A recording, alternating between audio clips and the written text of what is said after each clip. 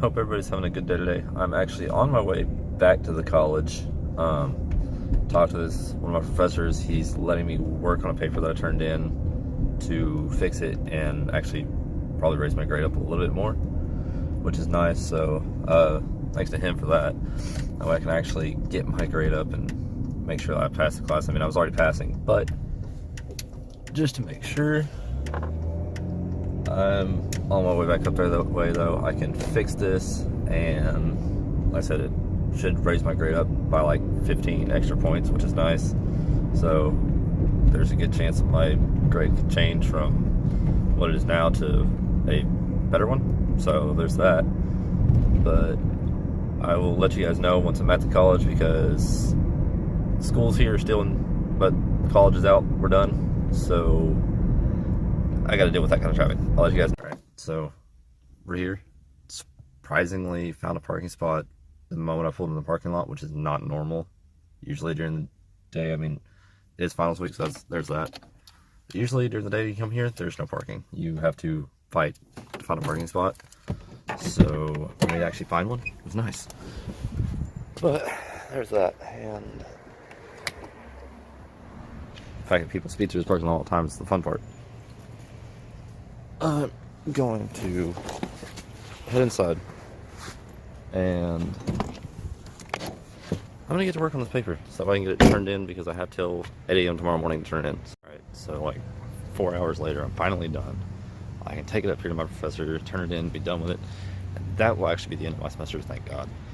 But finally, make sure that you stay on top of your research papers, or papers in general, when you're at college. Don't do what I do, which is wait till like the last week to do everything. I mean, bear in mind, I've had this paper like all semester basically that I've had to work on it.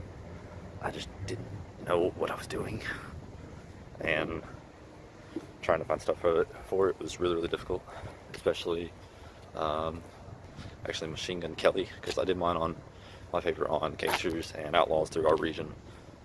And finding stuff on like Machine Gun Kelly was really, really difficult, because I couldn't find anything on him through like where I'm at. So I finally got to talk to my professor, and he let me expand out my thesis for not just our location, but like surrounding states. And that actually helped me get through a lot more. I was actually able to thicken my paper. So I've got like 6-7 pages worth of, actually not 6 or 7, more like 8 or 9 pages worth of information on them, which honestly saved me. So, and I've got like 15 different citations and like 12 endnotes, which is ridiculous, but there's that. So I'm finally done. Turning this paper will be the last paper for me for the semester, so there's that. Alright, I'll catch you guys in a minute. So that was cool. My professor was actually in, so I actually had to personally hand him my paper and didn't turn it into his desk or their like hanger outside the door, or just try to slide it underneath the door.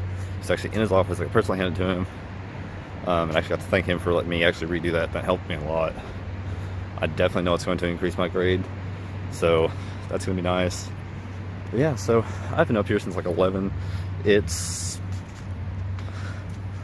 basically 3:30. I've been up here like 4 hours, 5 hours.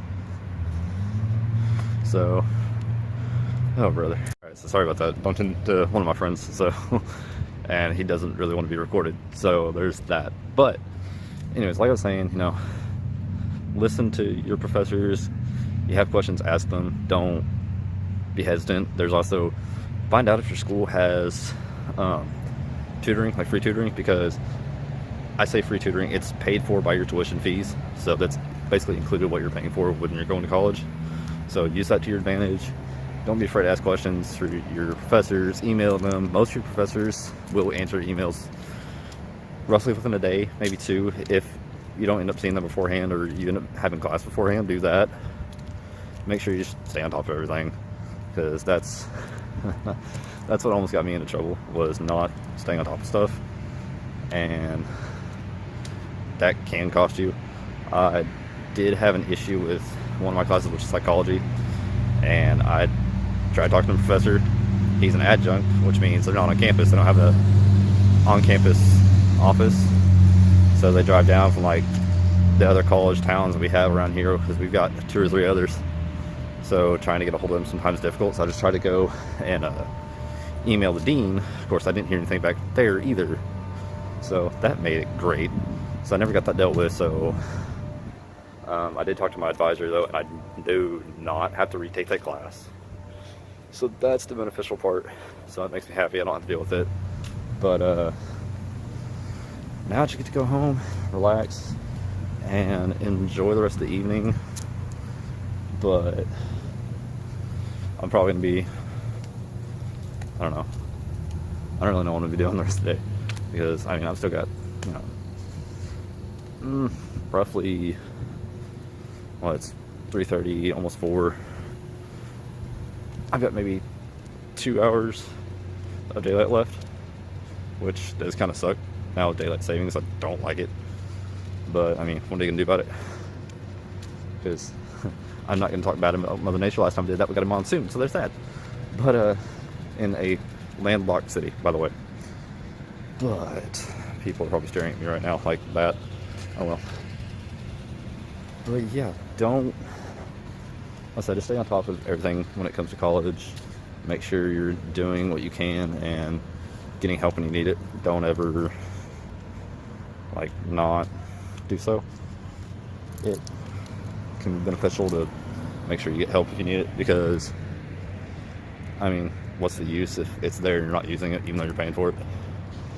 And just stuff like that, it helps a lot. But no, that's what I've been doing. And you're not gonna stop. You are. Also, pay attention when you're walking around campus. Like here we have caretakers, stuff like that, and janitors, and they drive around, and some of them will get close to hitting you. So there's that. So make sure that make sure you stay out of the way and don't get hit. Although if you're using a crosswalk and they hit you, you can get your tuition paid for, especially if it's a university worker. So I've almost thought about taking that to advantage, but no, like I said, college in general isn't hard if you put your mind to it and you work hard and you're not afraid to ask questions. You go to whoever you need, advising, tutoring. Your professors will meet with you one-on-one. Like they'll give you office hours to begin the semester on the syllabus, and make sure that you read that, go through it, so you know when things are due. Well, what's another thing? When things are due, where their offices are, their numbers, basically what you're kind of expected to do during the semester, what your professor is going to provide you with. Some professors don't set dates just because they get to that point where they want to teach certain lessons at certain times, but it doesn't happen, because they want to make sure that the students understand each and every single objective in the class. Like my U.S. Congress class is that way this semester. He wanted to stay on task, but he's sitting there realizing that there's a few things that we need to cover because some people just aren't understanding it. So we covered, I want to say it's like chapter 6 and 7 maybe. We covered an extra week worth of, and that's a Monday, Wednesday, Friday class. So an extra week is roughly, I mean, it's 6 days that we covered them with, but that 6 days kind of can cut into the semester of what the teacher really wants you to learn. But when it comes to everybody passing versus, 40% of the class passes, the other 60 completely failed the class because they didn't understand the thing, your professors don't want that, because yes, it looks bad on them, but also it makes you look bad because it hurts your GPA and it hurts your scholarships that you get. That is another thing. Apply for scholarships, left and right, center, whatever. Any scholarship you can think of, any scholarships that are like, hey, you should sign up for this. Sign up for it. You may not get it, but the beneficial part is you signed up for it, and the chances that you do get it are still high. And if you do get scholarships, they help a lot. I've got 2 or 3 that I picked up when I first came in. I picked up, I think, 1 extra once I got in, which helped a lot. Plus, I want to say it's like a state-funded scholarship, which is like a grant. So basically the state helps pay for whatever, And with like my GPA coming out of high school, I was sitting at like a 3 point, so that helped me a lot. Plus, I've just been working so hard and focusing myself to better myself through the semesters through the year to make sure I keep my GPA up, because a lot of your scholarships can depend on your GPA and the hours you take. So make sure you read the fine prints, because you end up going through the semester. Say like with one of mine, I have to have 15 hours. And if I don't read that fine print and I take only 12 hours, I lose that scholarship. So make sure you read your fine prints, make sure that you follow the guidelines that it needs, because if you go and take 12 hours when you need 15, that scholarship's not going to be there for you, because you're not meeting the regulation that it needs. So they're not going to pay that forward. There are some that they will allow that, but the amount you're granted for the semester, for the year overall, will lower because you're not at the same amount. So, I mean, personally, I've been taking 16, 17-hour semesters, and my next one is going to be, I think, an 18-hour, or it's one after that. But then I'm also looking at taking possibly a 19-hour semester, which I have to go to the dean of my college, which is a history teacher licensure. So, I want to say it's history that I have to go to. It's either history or education I have to go to get it passed and signed that I can take 19 hours. Or I can take a summer course, which I'd prefer to not take a summer course, just because with summer, there is summer Pell Grants, but that's what I was looking for earlier, was Pell Grants. There are some Pell Grants, but the problem there is it's not as much as it is during the semester, and occasionally trying to get to them is a little bit tougher, especially if you don't enroll the right amount of time. So that's the downside with summer classes, is occasionally you have to pay out of pocket, and I would prefer to not do that. So I'd rather keep it to where I'm just taking them during the semester, normal August to December, basically your 2 weeks in December, your finals usually. Some colleges have fall break during November. We don't, which kind of sucks, but no, some will do that, others won't. And basically it just comes down to knowing what you want to take, and don't worry if you're a freshman getting into college and all of a sudden you don't feel comfortable with a degree. A lot will change. Like 40% of freshmen will change their degree plans, and 10% of those will change it again. So with me, like I said, changing my degree last semester did kind of throw a kink in the chain of everything I wanted to do, but it's also helping me realize that there's more I can do. Plus, the fact is, I do want to go back to college a couple more times, get a couple other degrees, which is mechanics, agriculture, meteorology. I want to say there's another one I was planning to take, but I don't remember off the top of my head right now. But, I want to go back and take the degree I was going to do, which is sports medicine. So I'd have 4 or 5 different degrees. That way I can constantly work, even once technically I'm retired. I can continue on doing what I'm doing. With me doing history teacher, though, I'm going to try to get into taking a coaching endorsement degree, which we did have here, but unfortunately our college got rid of it, but the rest of the state still has theirs, but they said it was statewide. It wasn't. So I can't take that here, so I'm either going to take it online or try to go to a different college. But in the end, it's going to be worth it no matter what, because I'm getting a degree, which unfortunately now most places won't even look at you unless you have a degree, which is, in my respective site, I disagree with completely. So, when you graduate from high school, dedicate yourself, put yourself forward, and join the workforce if you want to. If that's what you want to do, you don't want to go to college, do that. That's fine. There's nothing wrong with it at all, even though people are like, oh, go to college, get a degree. Occasionally it's worth it, sometimes it's not. I think that's the thing, is they try to stress college too much on everyone, when some people, they just don't feel comfortable because they're afraid of, what I've had to pay for this, this, and this while I'm at college. And then, because personally for me, I think so many people are scared to go to college because of debt. Student loan debt is what is probably the number one college killer, in my opinion, of just students not wanting to go, because they just don't want to face that, because they know people that are $20,000, $30,000, $40,000 in debt when they graduate, and a lot of students just don't want to look that in the face and be like, that's where I'm going to be in 4 or 5 years when I graduate from college. I'm going to be sitting in that exact same spot. And truthfully, if you get out and you work hard and you dedicate yourself and apply for scholarships, like I said, you'll be all right, because most of the time that those degrees, those scholarships and everything will pay for your education to the most part, especially if there are a lot of colleges and a lot of scholarships that will basically pay out everything, which helps a lot.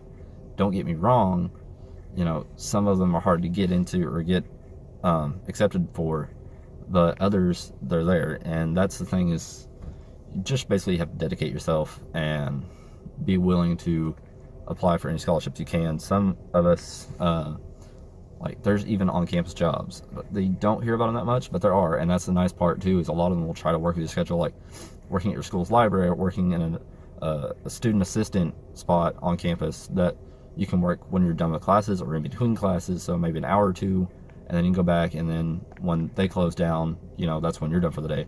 Or you have like an after-hour college student worker program, which is what I was doing. My first 4 semesters here was I was working as a sound technician, and it was great and all, but the pay wasn't the greatest. It helped me get by, helped me do what I needed, but when I started realizing like this semester was when I really started hitting my degree plan, I can't be doing that, because I need to have more time to study and dedicate myself to make sure I'm passing all my classes, especially since I was taking 17 hours. And 17 hours is tough, 16 hours is tough. That 15 hour is really a happy medium, because it helps you. You're a full-time student, but you still have time to be able to study and stay on top of everything. And once you hit 16, it's not bad. 17, 18, that's where it gets tough, because that is a completely full-time student. You don't really have much time to do a lot, because you're just trying to dedicate yourself, and that's what I have to personally deal with here soon. So that's going to be an interesting thought, and I'm not sure how hard that's going to be for me, but I know if I dedicate myself and I push myself, that I can handle it no matter what. And at this point, I know that I have anyone and everyone that I need, I can get a hold of on campus to try to get help for whatever it is, tutoring, my professors. There's all sorts of people across campus, and organizations even are willing to help you. Like, we have student support services, so they're there for you no matter what it is. Just whatever you need, they're there for you, which helps a lot. So find out where they are, and don't be afraid to go to them either, along with, like I said, the tutoring and talking to your professors, stuff like that. Just push yourself, dedicate yourself, go to college if you want to, go to the workforce. Whatever you want to do that makes you happy, that's what you want to do. Don't let people tell you what to do. I think that's something that a lot of people occasionally do. When it comes to college, you kind of need to think for yourself of, what do I want to do? If not, don't do it. Just do what your heart desires, follow your heart, and put your 110% into it. Don't ever give up. Anyways, I'm gonna get out of here and try to get back to my house. I'll let you guys know when I'm there, and kind of wrap up the video and wrap up the day, but I'll catch you guys here in a little bit. Alright, so down the street from where I'm at, but like I said, like I was saying earlier though, dedication for college is what it takes to get through it all. So if you plan to go to college, go for it. Put your all into it, and push harder than you've ever pushed, because it's going to take some effort, but in the end it's definitely worth it. And you better stop. Sorry, people don't know how to drive in this area, but definitely college is worth it in my opinion. I definitely think it's worth going and dedicating yourself, because it's something to dedicate yourself to, and in the end you can sit there and say, hey, look what I did. So that's just kind of my thing in college. Don't give up at all. Put your all into it, and like I said, reach out for help if you need it. But I hope you guys have the rest of a great day, great evening, and I hope tomorrow is just as great as today was. If today wasn't great, hopefully tomorrow's a better day. We all start over with a fresh start every single day, so keep going, guys.